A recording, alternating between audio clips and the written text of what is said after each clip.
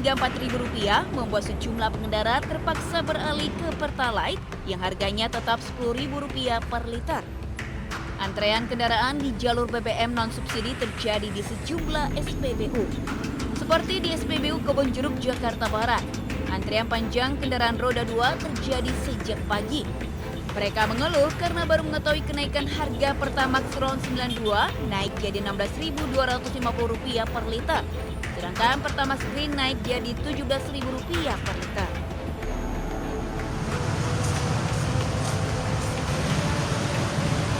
Antrean kendaraan juga mengular di SPBU di Depok, Jawa Barat. Para pengendara roda 2 berbondong-bondong membeli BBM subsidi jenis Pertalite. Meski khawatir berdampak pada mesin, mereka yang biasanya memakai Pertamax tetap beralih ke Pertalite demi menekan biaya pengeluaran harian. Ya beralih mau nggak mau. Tapi motor aman Pak? Apa ada rasa khawatir gitu? Ada lah pasti. Ya so far masih oke lah. Kalau jangan sering-sering. Antrean pembelian Pertalite juga menumpuk di SPBU di Mandailing, Natal, Sumatera Utara. Warga rela antri berjam-jam demi mendapatkan Pertalite lantaran tidak mau membeli Pertamax yang harganya naik drastis. Mahal ya. Jadi udah berapa lama antri nih Pak? Ya, mau 1 jam. 1 jam? Ya. Kita bawa angkot nih? Angkot lah ya. Jadi terganggu nggak kita ini? Ya, terganggu lah. Oke. Pengendara berharap pemerintah dapat menurunkan harga BBM dan menyesuaikan kemampuan masyarakat.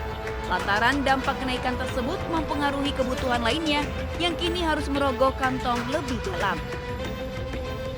Tim Liputan iNews melaporkan.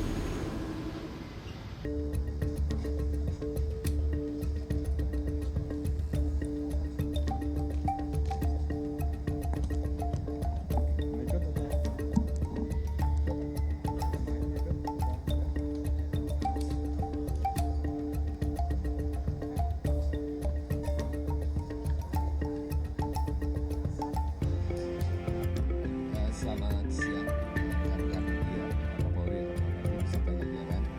Alhamdulillah siang ini tadi sudah kami dari Mega TVRI diterima langsung oleh Bapak Kapolri beserta jajaran terkait dengan beberapa hal agenda. Yang pertama adalah tentunya berkenaan dengan penyiaran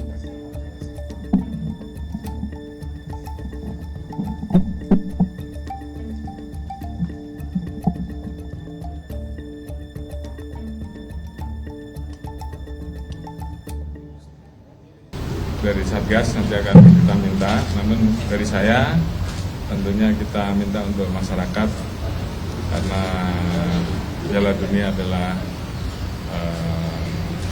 tontonan bersama yang mengutamakan sportivitas dalam hal olahraga. Ya tentunya kita menonton dengan suasana yang penuh dengan sportif, jangan sampai nanti dikotori oleh hal-hal yang kemudian justru malah merusak dari semangat sportivitas itu, antara lain dengan adanya penyelenggaraan masalah judi yang tentunya itu aturannya sudah jelas bahwa itu melanggar dan itu tentunya harus dihindari.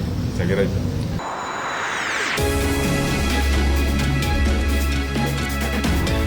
Tak gentar dilaporkan Roy Suryo.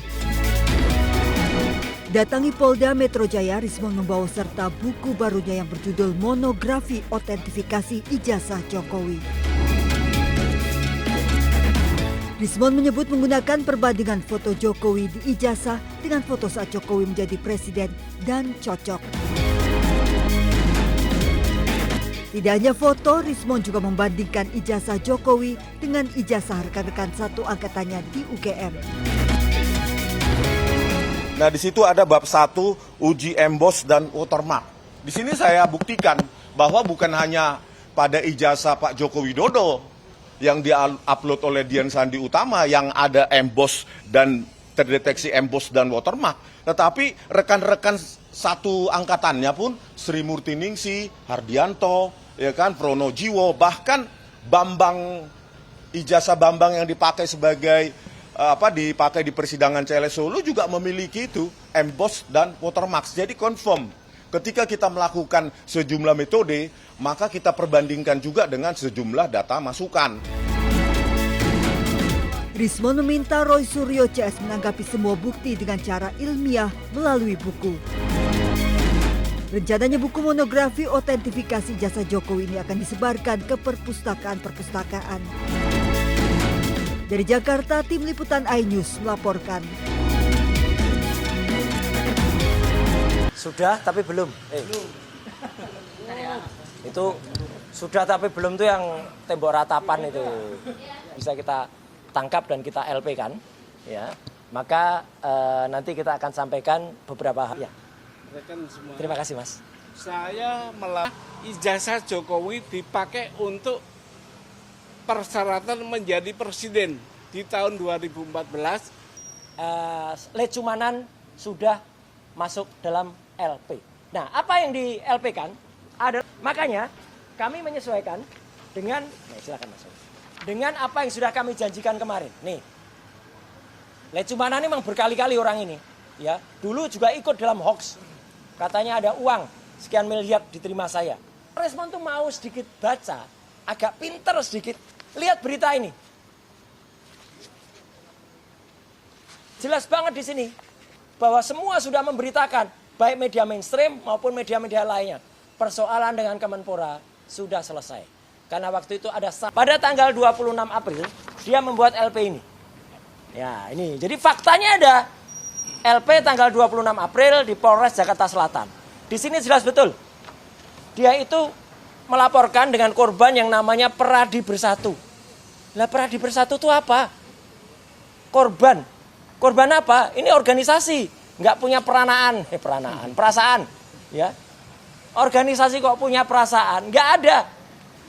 Jadi kita nggak hanya berjanji, tapi kita memberi bukti. Karena hukum itu harus tidak boleh hanya tajam ke bawah, termul ke atas, ya, gitu ya. Jadi semuanya harus tajam. Nah, laporan yang kedua itu adalah untuk orang yang mengaku bernama Dr. Eng Rismon Hasyilan Sianipar M. Eng, ya. Harus begitu cara ngucapinnya, karena doktornya palsu, ya. Makanya di sini nggak kami tulis doktornya, nanti kami.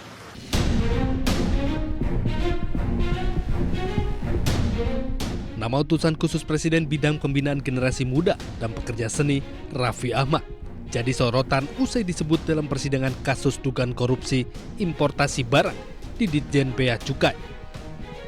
Raffi Ahmad pun menggandeng pengacara Hotman Paris Hutapea untuk memberikan pendampingan hukum dan meluruskan berbagai informasi yang beredar. Sementara itu, Komisi Pemberantasan Korupsi menyebut nama Raffi muncul di persidangan karena diduga pernah menitip barang elektronik ke pihak Blu-ray Cargo. Namun KPK belum mengembangkan hal tersebut dalam penyidikan perkara Bea Cukai tersebut. Nama Raffi Ahmad mencuat dalam persidangan di Pengadilan Tipikor. Jaksa KPK menggali keterangan sejumlah saksi terkait aktivitas pengiriman barang dari Amerika Serikat ke Indonesia melalui jaringan Blu-ray Cargo. Dari Jakarta, Tim Liputan iNews melaporkan.